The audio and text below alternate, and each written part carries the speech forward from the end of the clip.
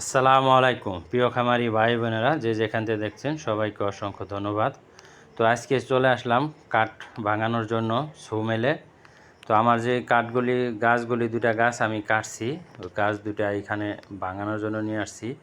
তো ঈদের তৃতীয় দিন, তো সৌমেলে তেমন একটা লোক নাই, 2-3টা সৌমেল করার পরে তো এই ভাইদের পাইলাম। ভাইদের অনেক রিকোয়েস্ট করার পরে বাইরা রাজি হইতেছিল না।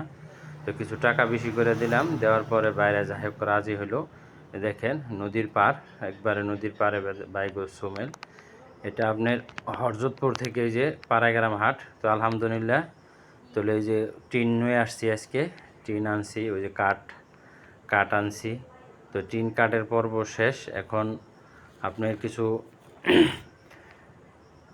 দেখেন 13 ফিট লম্বা দেব ঘরটা, মানে 13 ফুট লম্বা।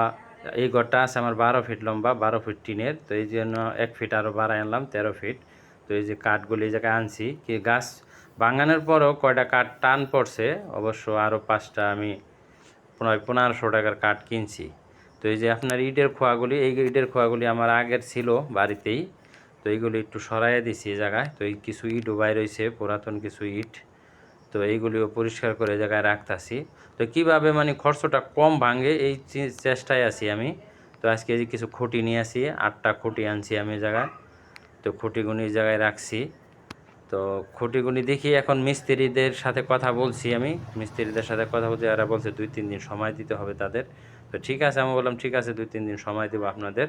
তো আসসালামু আলাইকুম, সবাই ভালো থাকবেন, সুস্থ থাকবেন এবং আমার চ্যানেলটা সাবস্ক্রাইব করে দিয়ে আমার পাশে থাকবেন।